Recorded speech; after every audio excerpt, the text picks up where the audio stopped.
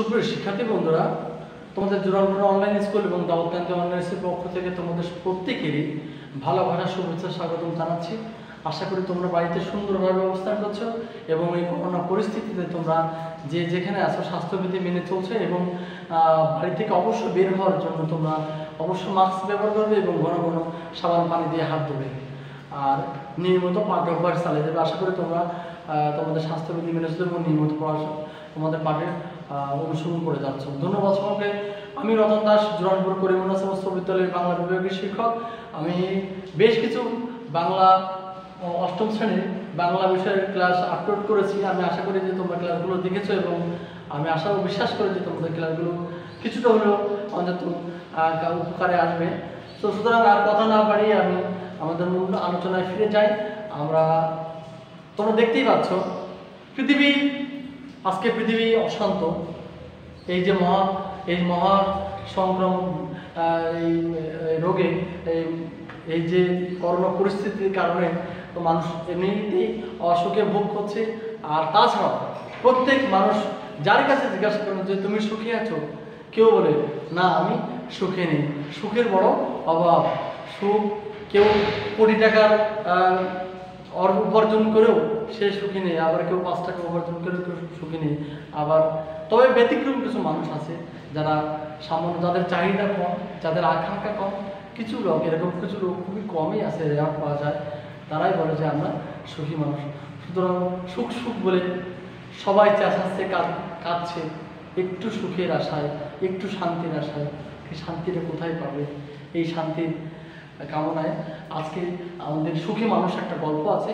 আর এই গল্পের বিখ্যাত নাট্যকার, নাট্য রচয়িতা এবং অভিনেতা আমাদের মমতাজউদ্দিন আহমেদ, তিনি আমাদের গল্পটা লিখেছেন। এই গল্প না, এটা নাটক, ছোট্ট একটা নাটিকায় দুটি দৃশ্যে একটা নাটক। আমরা একটু আলোচনা করলে আমরা এই গল্প সম্পর্কে অনেক ধারণা লাভ করতে পারবো। তবে তার আগে আমরা একটু জেনে নিই যে এই গল্প, এই নাটকটা অধ্যয়ন করলে আমরা কি কি শিখন ফল লাভ করতে পারবো, কি কি শিখন ফল লাভ করতে পারবো। প্রথমত আমরা গল্প লেখক পরিচিতি জানতে পারবো। লেখক পরিচিতি জানতে পারবো। দ্বিতীয়ত পাঠ পরিচিতি সম্পর্কে জানতে পারবো। পাঠ পরিচিতি জানতে পারবো।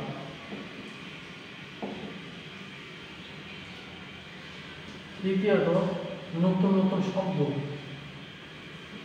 নতুন নতুন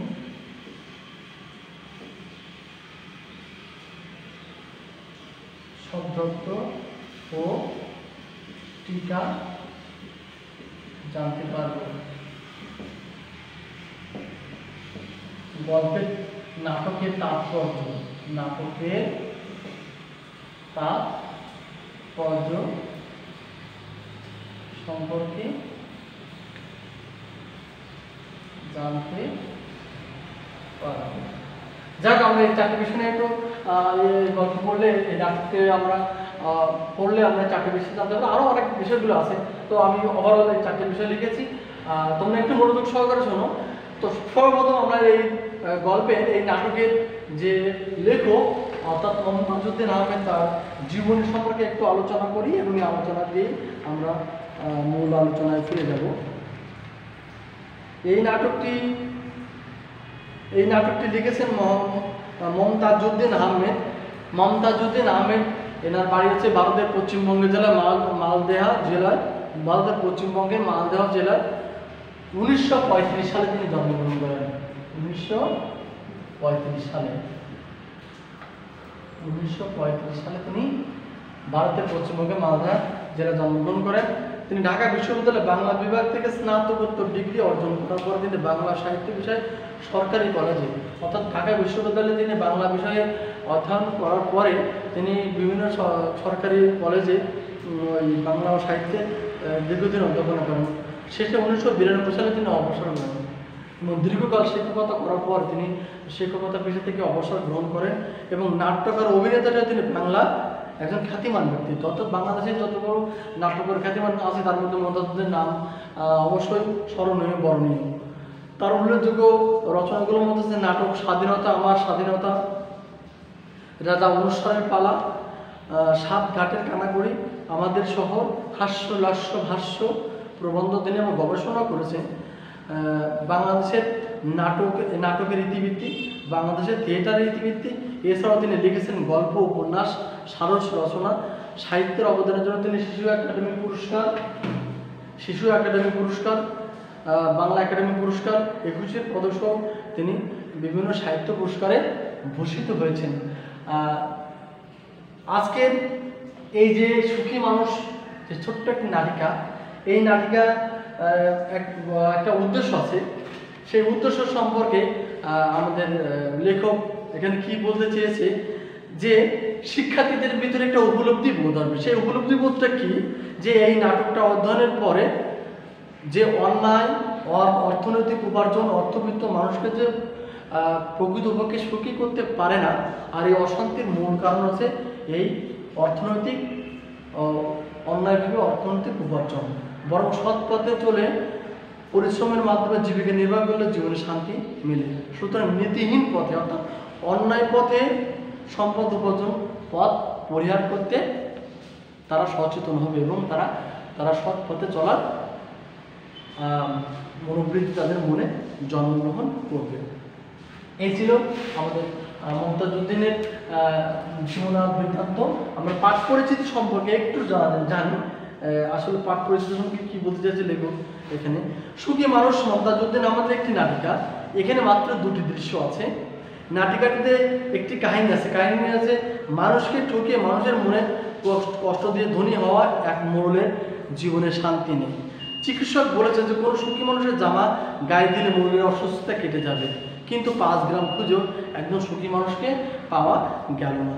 শেষে একজনকে পাওয়া গেল যে নিজের শ্রমের উপার্জিত আয় দিয়ে কোনোভাবে জীবিকা নির্বাহ করে সুখে দিনোপার্জিত করছে, কিন্তু তার কোনো সম্পদ নেই, ফলে তার চোরের কোনো ভয় নেই, সে শান্তিতে ঘুমানোর ব্যাপারে তার কোনো দুশ্চিন্তাও নেই।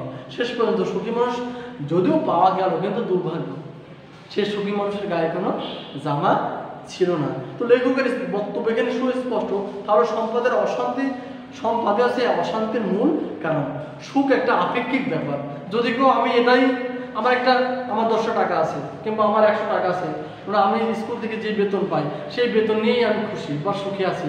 আমার এর থেকে বেশি বেতন পাওয়ার আকাঙ্ক্ষা আমার দরকার নেই। তো দরকার যখন নেই তখন তো আমি সুখী আছি। যদি আমি 5 টাকায় উপার্জন করি, তাহলে 5 টাকা অনুযায়ী আমি আমার খাবার, আমার সম্পদ, আমার প্রয়োজন মেটাবো। কিন্তু 5 টাকা অতিরিক্ত যখন আমি বেশি উপার্জন করতে চাইবো, তখন আমার মনের মধ্যে অন্যরকম একটা চাহিদা, অন্যরকম একটা কাজ করবে।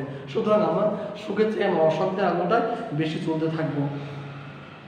একজনের অনেক সম্পদ থেকেও সে সুখী নেই, আবার একজনের কিছু নেই, না থেকেও সে সুখী। সুতরাং আমাদের সুখের কথাটা আপেক্ষিক ব্যাপার। সুখ চাইলে আছে, না চাইলে নেই।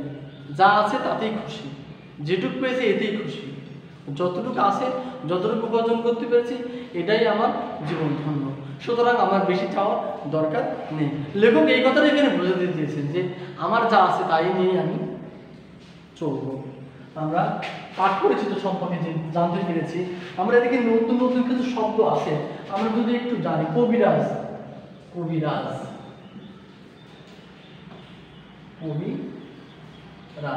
অর্থাৎ কবিদের রাজা। এখানে বলতে বলছে কবিদের রাজা, কিন্তু এখানে এই অর্থে বোঝানো হয়নি।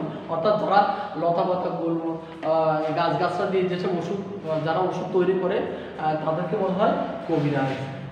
নারী পরীক্ষা, মানুষ ডাক্তার এসে এরকম হাত ধরে দেখে, এরকম হাত ধরে, আসলে হাতে তো নাড়ি থাকে না, এদের হৃদের স্পন্দন, এই হার্টবিটটা কতটুকু, এই হার্টবিটটা যদি এখানে কেউ চেপে ধরে এভাবে, তাহলে সে বুঝতে পারবে তার হার্টবিটটা কত আছে। কবিরাজ দেখে নারী পরীক্ষা হতো, তার হার্টবিটটা পরীক্ষা করার কথা কত বলেছে, নারী পরীক্ষা, এটাকে বলে নারী পরীক্ষা, নারী পরীক্ষা। তারপর বলছে মূর্খ, মূর্খ মানে বোকা, বোবা, বোকা, মূর্খ, মূর্খ। তারপর বলছে শ্রবণ শ্রবণ শ্রবণ শ্রবণ মানে কানে শোনা, জবরদস্তি জোর জোর করে কোনো কিছু করা কে জবরদস্তি তো জবরদস্তি করা। ব্যায়াম, ওই জন্য কি কঠিন ব্যায়াম হয়েছে?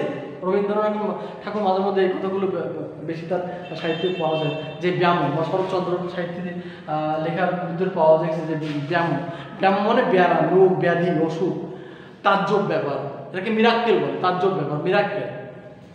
যা হওয়ার ছিল না তাই হয়েছে।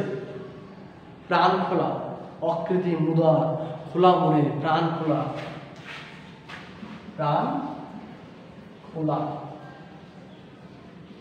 খোলা মনের মানুষ, সাদা মনের মানুষ, অর্থাৎ প্রাণ খোলা মনের মানুষ। এখানে প্রাণ খোলা কথাটা বুঝিয়েছে। আমরা এখানে দেখছি আরো এটা নাটকটা থেকে আমরা আরো কিছু শব্দের সম্বন্ধে পাবো। আমরা দেখি তারপরে শব্দগুলোর মধ্যে কি দিয়ে আছে।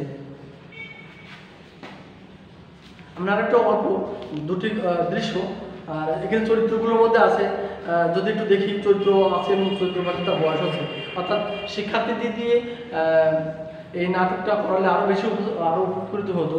যাই হোক, আমি একটু অভিনয় করে একটু বলি। তার মধ্যে চরিত্র পরিস্থিতি একটু বলি। মোড়লের বয়স 50 বছর, কবিরাজের বয়স 60 বছর, হাসু 45 বছর, রহমত 20 বছর, আর একজন লোক তার বয়স 40। এখানে প্রথম দৃশ্য, রহমত, ও রহমত আলী, শুনেছি, ভালো করে শুনো, ওই কবিরাজ যতই নারী দেখুক তোমার মনে কোনো নিস্তার নেই। অমন ভয় দেখাবেন না, তাহলে আমি হাওয়া হাওয়া করে কেটে ফেলবো।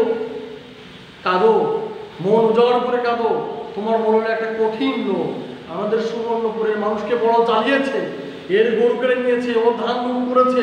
তোমার মৌলার ধ্বনি, মানুষের কান্না দেখলে সে হে হে হে করে হাসে।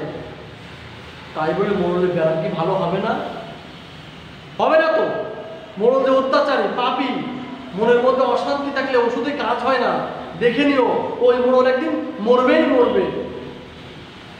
আরে আজে মাঝে কথা বলো না, আপনি বাড়ি যান, এত কোলাহল করো না। আমি রোগীর নারী পরীক্ষা করেছি। ও কবিরাজ, নারী কি বলছে? মোড়ল বাঁচবে তো? আরে মূর্খের মতো কথা বলো না। মানুষ এবং প্রাণী অমর নয়। আজকে যারা জন্মগ্রহণ করেছে তাদেরকে একদিন মরতেই হবে। আমি যা বলি মনোযোগ দিয়ে তাই শ্রবণ করো। আমাকে বলুন, মোড়ল আমার মামাতো ভাই। হাসু বলছে কথা, মোড়ল আমার মামাতো ভাই। এবার রহমত বলছে, মোড়ল আমার মনিব। কবিরাজ, এত নিষ্ঠুর মোড়লকে বাঁচাতে চাও? তাহলে একটা কঠিন কর্ম তোমাদেরকে করতে হবে। কি বাঘের চামড়া আনতে হবে? আরো কঠিন কাজ, হিমালয় পাহাড় তুলে আনতে হবে? পাহাড়, চন্দ্র, নক্ষত্র কিছুই আনতে হবে না। আর সহ্য করতে পারছে না, জ্বলে গেল, হাড় ভেঙে গেল, আমাকে বাঁচাও, আমি আর সহ্য করতে পারছি না। শান্ত, ওরম মোড়লের মুখে একটু শরবত ঢেলে দাও। ওই মোড়ল জোর করে আমার মুরগি জবাই করে খেয়েছে, আমি আজ এই মুরগির দাম নিয়ে ছাড়বো।